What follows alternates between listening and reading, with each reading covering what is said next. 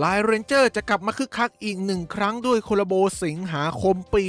2026 นี้จะเป็นเรื่องอะไรกันแน่ สวัสดีครับมาพบกับผมเมคอนชาแนลกันอีกเช่นเคยครับผมในเกมไลน์เรนเจอร์นะครับมาครับนับถอยหลัง 7 วันสุดท้ายก่อนเข้าสู่เดือนโคลาโบสิงหาคมอย่างเต็มรูปแบบในแพทเกียร์ 9 ดาวแบบนี้นั่นเองนะครับผมหลายคนอาจจะกำลังสงสัยว่าพี่โคลาโบเดือนหน้าอะไรมันควรจะต้องถึงเวลาบอกใบ้กันได้แล้วซึ่งผมมีแหล่งข่าวจากข้อมูลวงนอกมาซึ่งการันตีว่าเชื่อถือได้อย่างแน่นอนนั่นเองนะครับผมทำให้ผมณขณะนี้รู้แล้วนะครับว่าโคลาโบเป็นเรื่องอะไรนั่นเองวันนี้เราก็เลยจะมาทำการใบ้ให้เพื่อนๆผู้ชมทุกคนรู้กันนะครับว่าจะเป็นเรื่องขอบเขตประมาณไหนอะไรยังไงกันนั่นเองนะครับผมแต่ก่อนจะไปใบ้กันผมขอพูดถึงตัวของครบรอบ 12 ปีในช่วงที่ผ่านมาก่อนนะครับเพราะตัวเกมเนี่ยได้มีการบอกใบ้เอาไว้นะครับว่าในปีนี้นะครับผมจะมีโคลาโบที่ทุกคน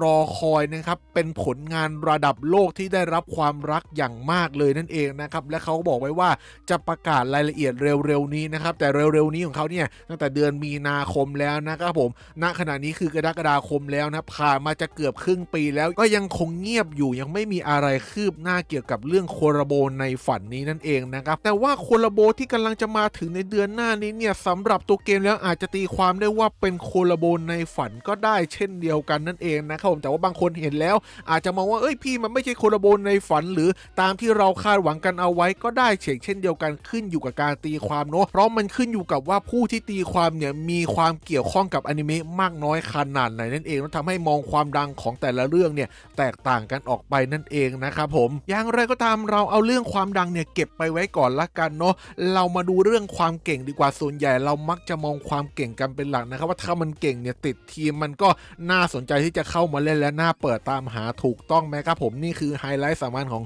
โคลาโบเลยก็ว่าได้นั่นเองครับมาดูย้อนประวัติกันนิดนึงนะครับว่าแต่ละปีเดือน 8 มีอะไรกันบ้างนั่นเองเนาะเรื่องมาจากปีที่แล้วก่อนเลยละกันนะครับผมสำหรับโคลาโบสิงหาคมที่อัปเดตเข้ามาคือเชนซอแมนครับผมความดังในระดับที่เรายอมรับกันได้เลยนั่นเองนะครับผมแล้วก็เป็นการเปิดตัวทางด้านของระบบพรสวรรค์อันใหม่ที่เพิ่มเติมให้เรนเจอร์มีความแข็งแกร่งขึ้นด้วยนั่นเองนะครับผมถือว่าว้าวมากแล้วก็เสียตังค์มากขึ้นด้วยนั่นเองนะครับผมแถมมาพร้อมกับคอมโบความสามารถที่คนส่วนใหญ่นิยมใช้งานกันไม่ว่าจะเป็นเพิ่มแร่ 1,000 หน่วยจากโคลาโบนี้นะครับหรือว่าย้อนกลับไปโคลาโบเก่าๆหน่อยในนั้นเดือน 8 เช่นเดียวกันนะครับผมก็มีอะไรกันบ้างนะเป็นโตเกียวรีเวนเจอร์2ใช่ไหมอันนี้อาจจะคอมโบงั้นนะครับผมแล้วก็ตัวละครมีความเก่งอยู่ในระดับหนึ่งแต่อาจจะยังไม่ว้าวสักเท่าไหร่เนาะแต่ว่าตอนซีซั่นที่1เนี่ยนะถือว่าค่อนข้างบูมพอสมควรเลยครับสำหรับโตเกียวรีเวนเจอร์เช่นเดียวกันแต่ว่าเป็นปี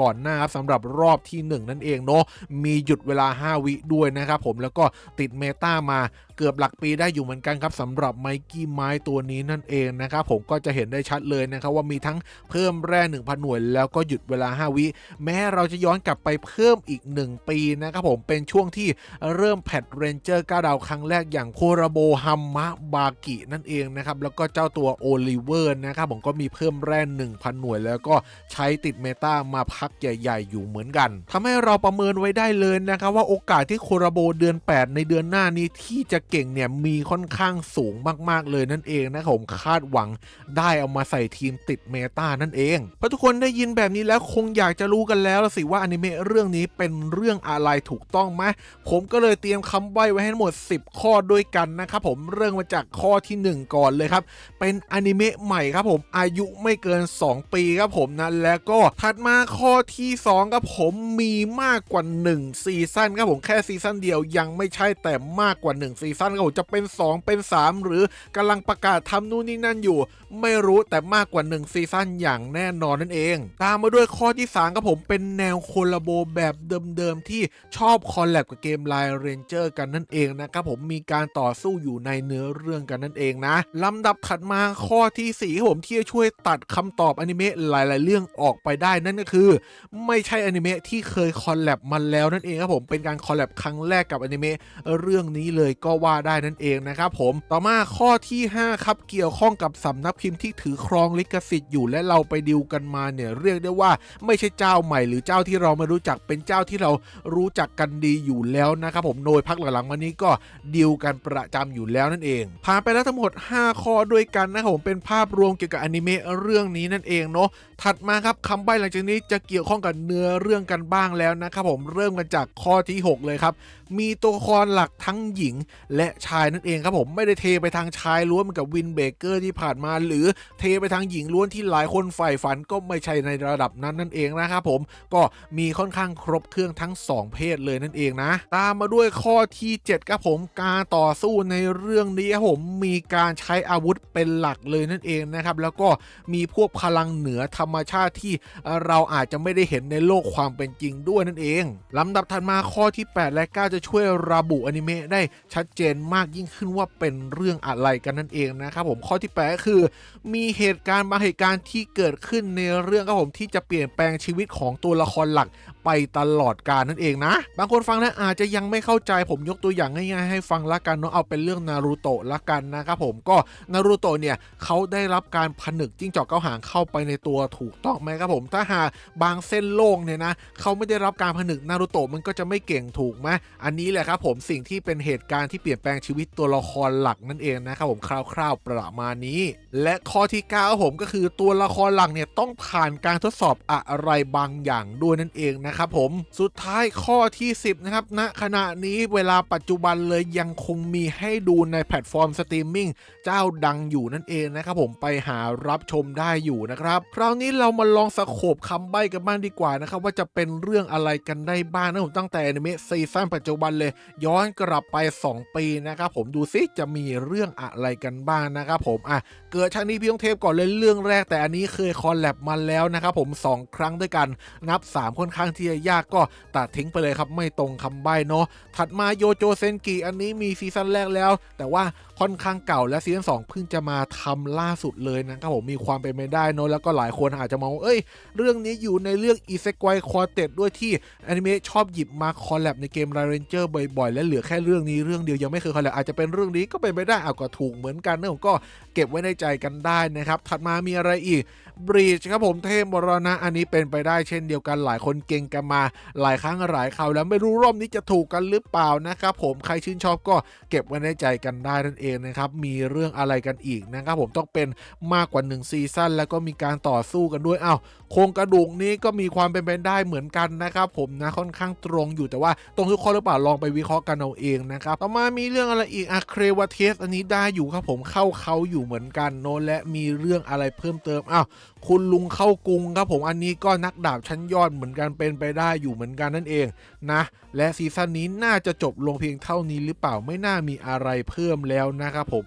มีแถมมี1เรื่องครับเฮลโหมดครับผมอันนี้ใหม่ล่าสุดจริงบางคนอาจจะไม่รู้จักนะครับผมเพราะว่าต้องเป็นสายอนิเมะจ๋ากันหน่อยนะครับแต่ว่าเนื้อเรื่องสนุกดีก็อาจจะเข้าเขาอยู่โน้ตลองไปตีความหาดูกันได้ย้อนกลับไปอีก1ซีซั่นครับผมก่อนหน้านี้จะมีอะไรให้เราชื่นชอบกันบ้างเรื่องนี้เลยครับผมหมวกนักเวทครับผมเรื่องนี้มีความเป็นไปได้เหมือนกันนะครับผม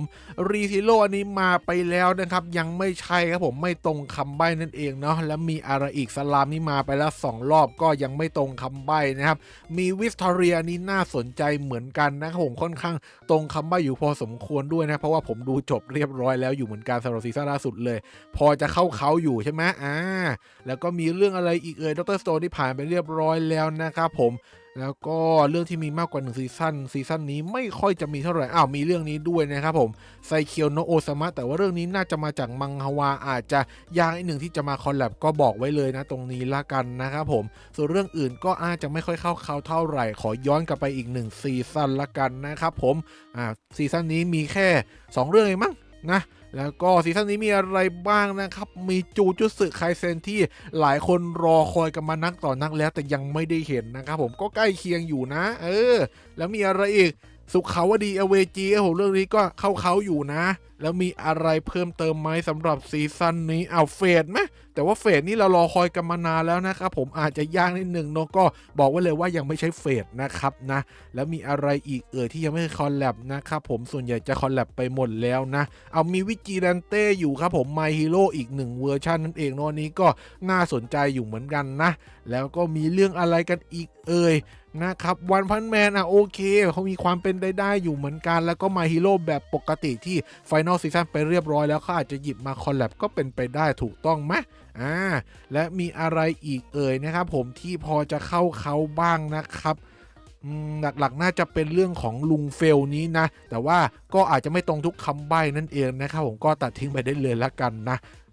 ส่วนซีซั่นนี้เรื่องอื่นก็ไม่น่ามีอะไรเพิ่มเติมนะครับขอย้อนกลับไปอีก1ซีซั่นนะครับผมน่าจะครบ1ปีแล้วเนาะรอบนี้ครับมีดันนะผมน่าสนใจอยู่นะครับกาเจียโคตานี้ไปเรียบร้อยแล้วก็มีไคจูหมายเลข8ครับผมเรื่องนี้ก็เข้าเขาอยู่พอสมควรนะแล้วมีอะไรอีกซากาโมโตะเดย์ก็เป็นไปได้นะครับผมก็มีพาร์ท1พาร์ท2ด้วยเองแล้วก็ประกาศทำซีซั่น2เรียบร้อยแล้วละมั้งนะขอเข้าไปดูนิดนึงเนาะจำไม่ได้เหมือนกันนะครับก็เรียบร้อยครับซีซั่น2ประกาศเรียบร้อยแล้วนั่นเองเนาะตรงกับคำใบ้อยู่นะและมีอะไรอีกสำหรับอนิเมะซีซั่นนี้นะก็พุกาโร่ครับพุกาโร่เราเก่งมาเยอะแล้วเนาะเป็นปีๆนะครับยังไม่ได้เห็นเงาเลยไม่รู้จะได้เห็นหรือเปล่าเนาะอาจจะตรงกับคำใบ้อยู่ก็ได้เนาะลองไปวิเคราะห์กันดูเอาละกันนะมีอะไรอีกที่น่าสนใจองค์ชาย7มี2ซีซั่นอยู่เหมือนกันนะครับผมก็นอกเหนือจากนี้คงไม่ได้มีอะไรแล้วสำหรับซีซั่นนี้ย้อนกลับไปอีกครับผมไหนดูสิมีอะไรเข้าเขาอีกไหมวินเบเกอร์เพิ่งคอลแลบไปนะครับตัดทิ้งได้เลย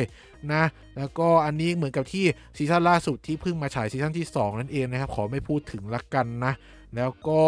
มีเรื่องอะไรเพิ่มเติมอีกไหมซีซั่นนี้เหมือนจะไม่มีเลยนะครับผมย้อนกลับไปได้เลยนะครับนะซีซั่นนี้ค่อนข้างน้อยนะครับผมแล้วก็มีโซโล่เลเวลลิ่งใช่ไหมซีซั่น2ประกาศทำซีซั่น3แล้วด้วยนะครับแต่บอกได้เลยว่ามังฮวาคอลแลบยากนะครับผมอันนี้เคยพูดไปเรียบร้อยแล้วเหมือนกับเรื่องก่อนหน้านี้นั่นเองเนาะที่เป็นโอซามะนะครับจากนั้นซีซั่นนี้มีเรื่องอะไรอีกลองหาดูกันนิดนึงนะครับเหมือนจะไม่มีนะครับผมที่มีซีซั่น2ด้วยนะครับเราย้อนกลับอีก1ปีละกันเนาะในซีซั่นนี้มีอะไรที่เรายังไม่ได้พูดถึงและน่าจับตามองมีเรื่องแชงเกเรล่าฟอนเทียครับเรื่องแรกแล้วก็มีพบรักในดันเจียนนะครับผมมีอาริฟูเรตะครับผมหรือว่าอาชีพกระจอกแล้วยังไงค่าก็เทพนะครับผมแล้วก็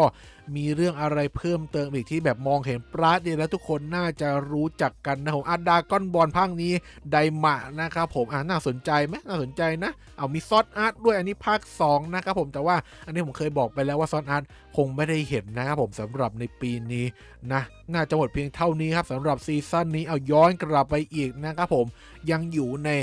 รอบ2ปีกันอยู่นั่นเองครับผมไหนดูซิมีอะไรกันบ้างนะที่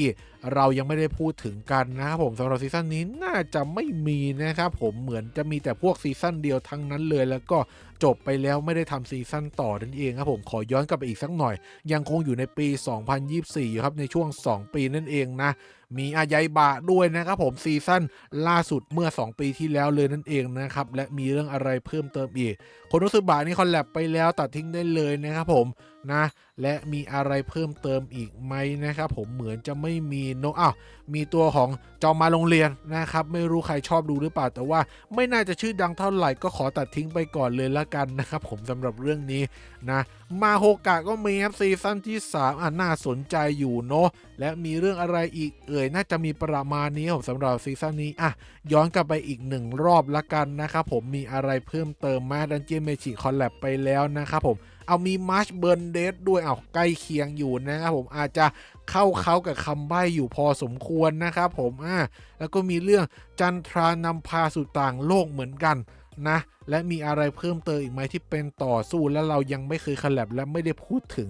น่าจะไม่มีแล้วมีบูเอ็กโซซิสอีก1เรื่องนะครับผมก็น่าจะมีทั้งหมดประมาณนี้นะครับผมที่เข้ากับคำใบ้นะครับผมย้อนกลับมาครบ2ปีเรียบร้อยนั่นเองหนึ่งในเรื่องที่ผมพูดไปทั้งหมดเหล่านี้แหละจะเป็นอนิเมะที่มาคอลแลบในเดือนหน้าอย่างแน่นอนนั่นเองนะครับผมและในเดือนหน้านี้ผมบอกแถมไว้หน่อยแล้วกันนะครับเหมือนจะมีสติกเกอร์มาแจกให้เราเหมือนกับช่วงที่โคราโบรอบดังๆด้วยนั่นเองนะครับก็หวังว่าคลิปนี้จะเป็นประโยชน์ให้แก่ผู้เล่นทุกท่านนะครับผมถือว่าผมออกมาเตือนล่วงหน้าแล้วนะครับว่าให้เก็บตั๋วและรูบี้กันไว้ให้ดี นะครับแม้จะมีตู้การบินมาก็อย่าพึ่งใช้จนเกลี้ยงนะครับผมหรือแม้กระทั่งดวงที่ยังไม่ได้เนี่ยอาจจะอมไว้ก่อนแม้หรือแม้กระทั่งเกียร์เนี่ยเก็บไว้ก่อนดีหรือเปล่าเดี๋ยวค่อยตามหาในโอกาสหน้าก็ยังกลับมาขายใหม่ได้นั่นเองแต่โคโรโบมาครั้งเดียวเท่านั้นนะครับผมพลาดแล้วพลาดเลยนะครับอย่าหาว่าผมไม่เตือนละกันนะและทิ้งท้ายด้วยคำถามยอดฮิตนะครับว่าพี่โคโรโบรอบนี้คอลแลบเมื่อไหร่นะครับผมก็บอกไว้เลยนะครับว่าวันที่31ศุกร์หน้านี้นะครับผมเวลา10 โมงเช้าครับก็คือปิดเซิร์ฟตี 4ตามเวลาที่เขียนอยู่ตรงนี้นะครับผมแล้วก็เปิดเซิร์ฟอย่างเร็วสุด10 โมงเช้าบิดหน่อยอาจจะ11 โมงหรือบิดมากหน่อยก็เที่ยงหรือบ่ายโมงบ่าย2ก็มีมาแล้วนั่นเองนะครับผมก็รอคอยกันหน่อยนั่นเองนะครับแล้วเดี๋ยวมาดูความเก่งพร้อมกันว่าอยู่ในระดับไหนนั่นเองเนาะส่วนข้อมูลรายละเอียดเพิ่มเติมอยากให้สปอยอะไรก็เดี๋ยวรอดูไลฟ์ทางการละกันนะครับผมน่าจะมีอย่างแน่นอนและก่อนจะลาไปอย่าลืมกดไลค์กด Subscribe กดกระดิ่งแจ้งเตือนเป็นกำลังใจช่องไมโครน้อยกันด้วยนั่นเองเนาะสำหรับวันนี้ก็ประมาณนี้ครับผมลาไปก่อนนะครับสวัสดีครับบ๊ายบาย